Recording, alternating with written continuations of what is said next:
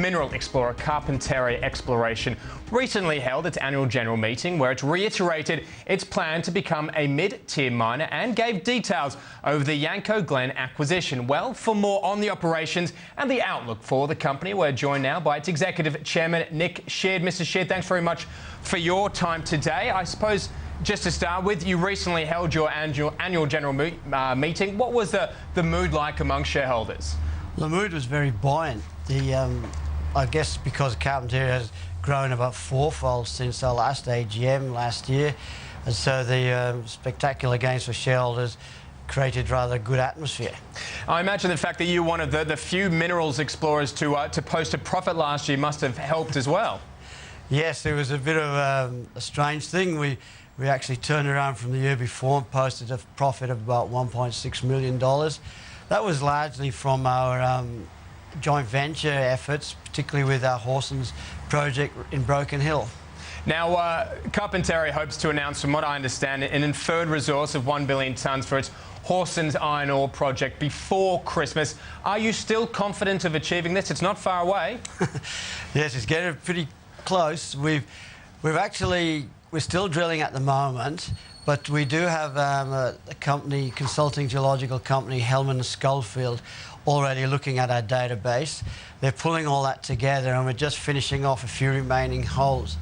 We've had a real setback because of the weather. It's been raining a fair bit in Broken Hill and that's put us back quite a few weeks, but we're still pretty confident of getting one out around 1 billion tonnes out around about mid-December, so we're really pushing for that. So I was going to ask, when do you expect production to start? And I suppose following on, what are your expectations in terms of prices for manganese?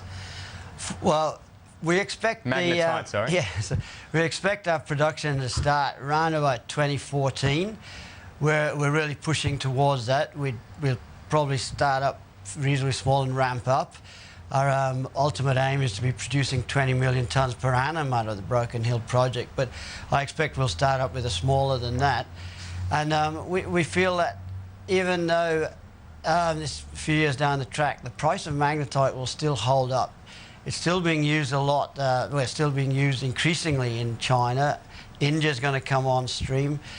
And with our product, which is basically a very high-grade iron, which we would like to put into a pellet form, we will get a premium price for that. So we're very confident that the price will hold and that we'll make a fair bit of money out of this mine. There's so much interest, I suppose, in the industry at the moment. In terms of customers, then, who do you think is likely to come on board?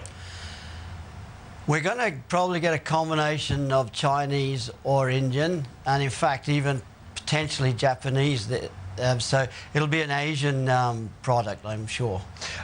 Just wanted to get some detail in terms of the acquisition you announced of the tin project at Yanco Glen. Yeah, that was a really interesting one for us because we've got our Uriawi tin project to the north of that, and Yanco Glen just sits in beautifully with that. It's actually got the similar sort of pegmatite dikes with tin in it, and we know they're at the surface.